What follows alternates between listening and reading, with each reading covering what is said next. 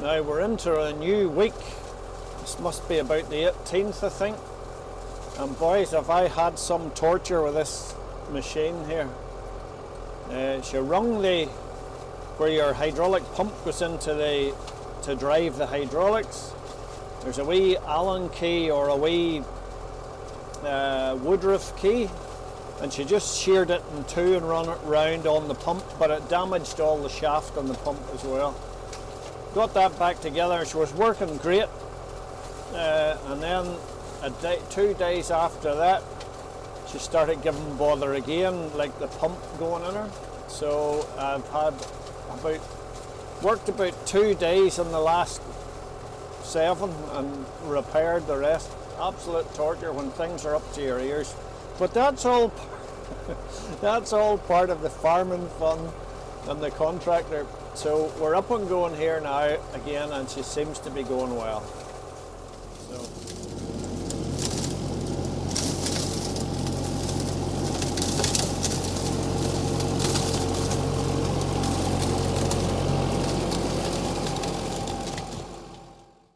now we all know the story of the Trojan horse. This is the story of the Trojan hedge cutter in the field where I'm working, would you believe? But it was just the Harrison boys in to commiserate and share our stories of breakdowns.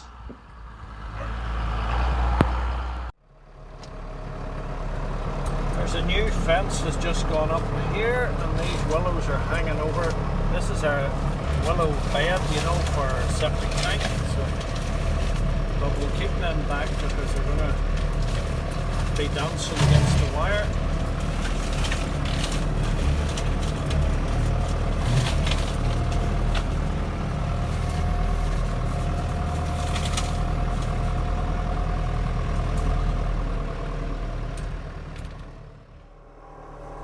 Now, as you can see here, some people would leave a gate in the hedge and let it grow over, just to make sure that I'm alert when I'm working and know that the gate's there. The flail head's good when you slide it up this way, because you can get in behind the wire and places like that there. Oh, mind the post, Ivan. I'm driving with one hand here, which doesn't help.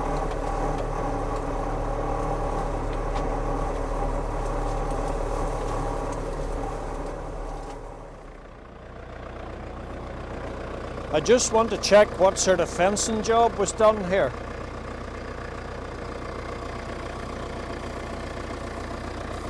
It's just like playing the double bass.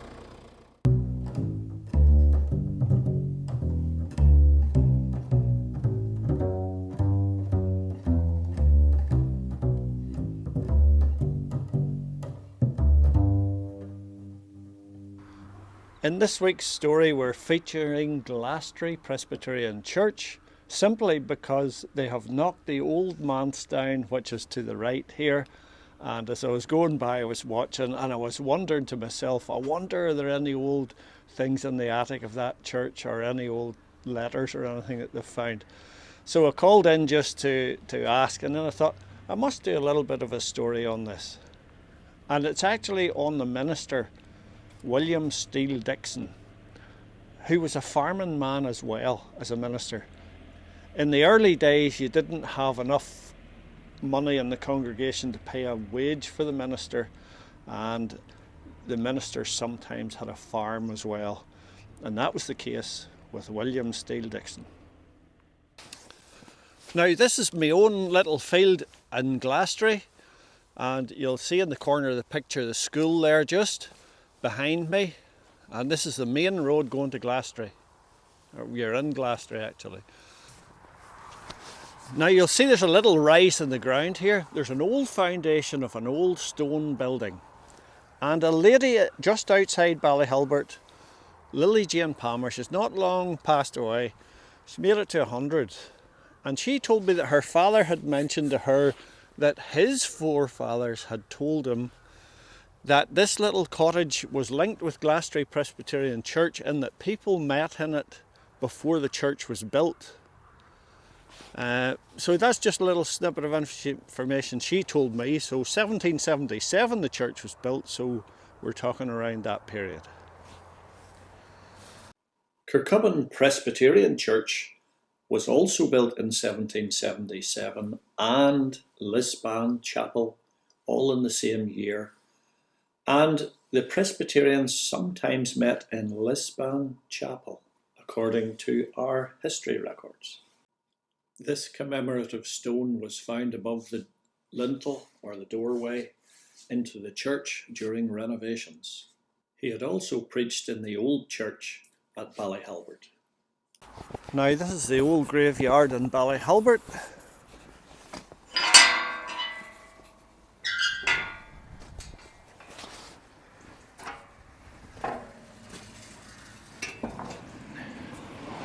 And this church behind us was Church of Ireland in the 1600s, and the Presbyterians met in that church as well. Shared service, so to speak. Incidentally, in the 1100s, there used to be a chapel 30 yards out in, it's below water level at the minute, but in the 1100s, that was land. It has eroded 30 yards or so back. And there was a chapel foundation which is still below the water and can still be seen if you know what you're looking for, the stones of it. This ancient old church, which is still standing, in the walls of it there are headstones to some of the previous Presbyterian ministers at Glastry Presbyterian Church.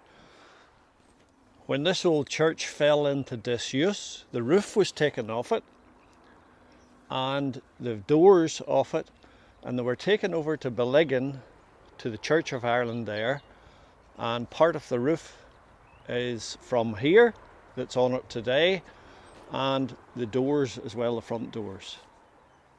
And as you can see, there's quite a few burials inside the walls here.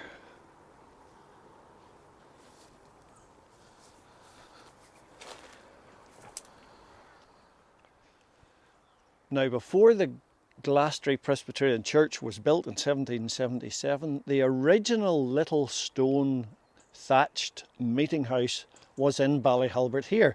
And it's actually just over the wall here of the graveyard. See that fir tree? Well, somewhere in the vicinity of that, my auntie Mabel Cavan, whose husband ran Cavan's Dairies in Ballyhalbert, she made it to 100 almost. And she was able to tell me that during her young day, she could remember the stone walls of that little church and around the fir tree there. Now, I'm not sure if it's still there because it's in, that's all the gardens, the houses right behind there, and I can't go in poking through folks' gardens. But that's where the original little meeting house was.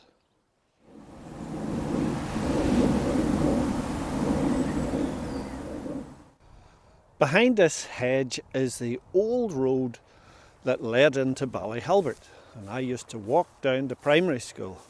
It's overgrown now, but it used to flood in there. It was a big low part. Just into the right there's a little horseshoe bend and a couple of houses on it. And that is where Steele Dixon's farm was.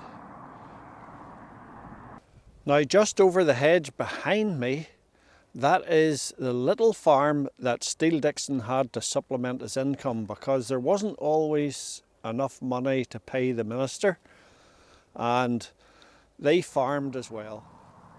Just behind the pillar here, that is where his little farm was, just in Ballyhalbert, or just outside it.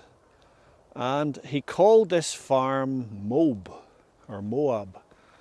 You'll remember from your days in church or chapel about the children of Moab and that kind of statement. That is the name he called his farm.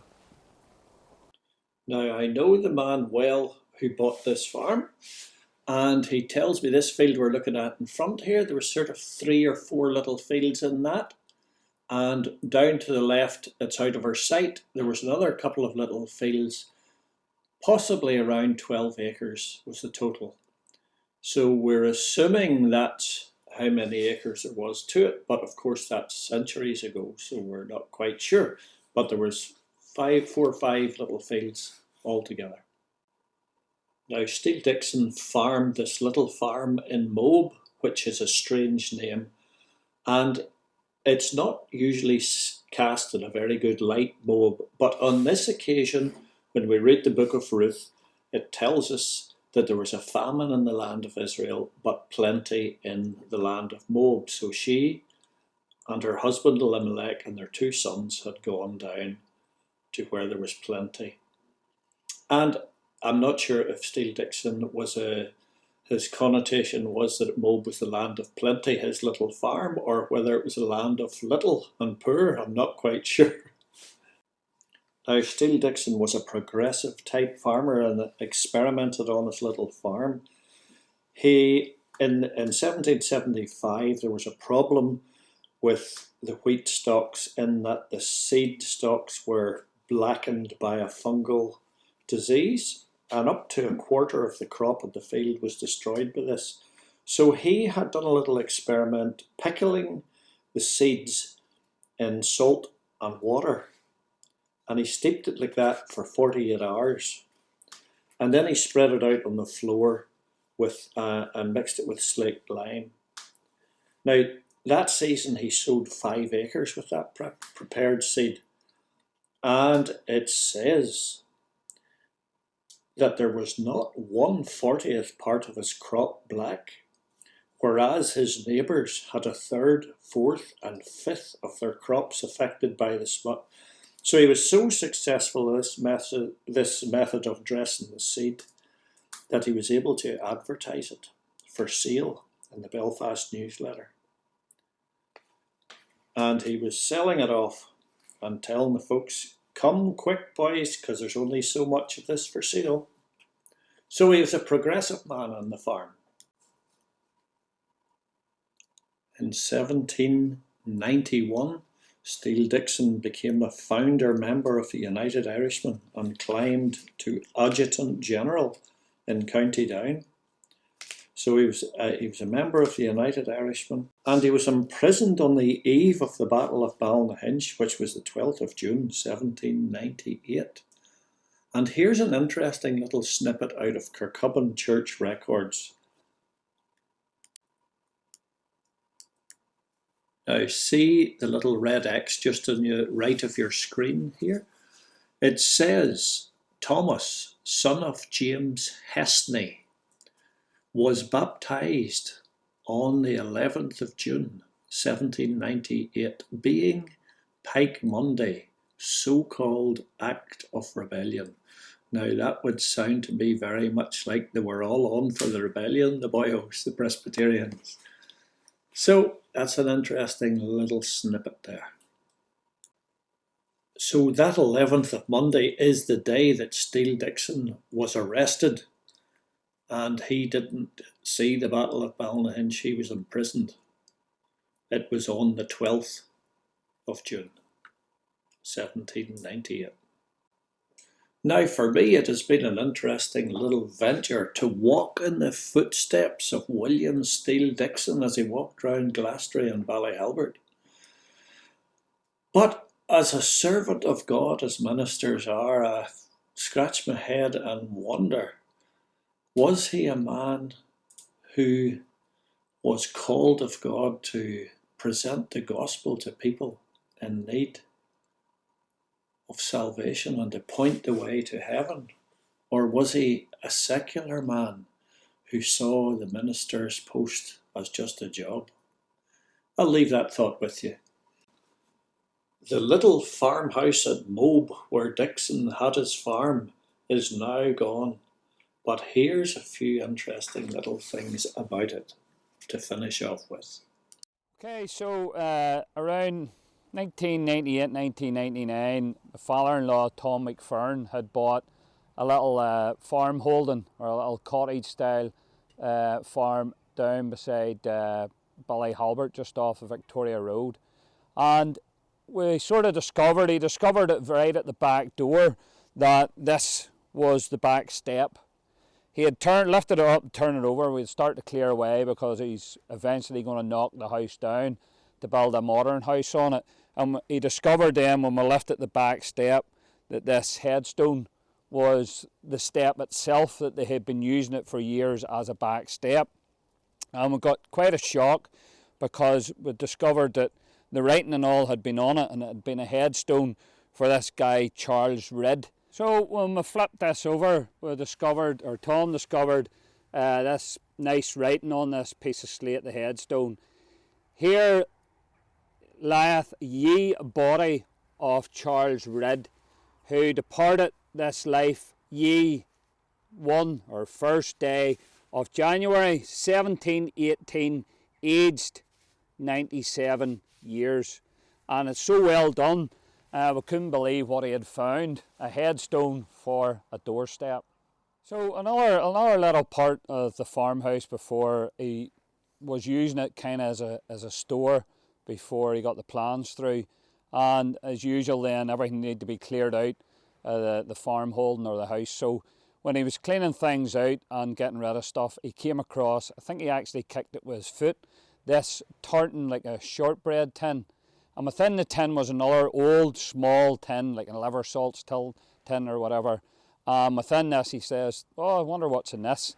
And lo and behold, there was a load of dough, a lot of money. And it's really old. So we have Bank of England £5 notes, no longer obviously in circulation. I think these went out about 50s, maybe the 50s, early 60s. £5 notes and £1 notes, which you can see. So not worth a lot of money, but nice to find. So someone had put this away for a rainy day and obviously not got the chance to use it.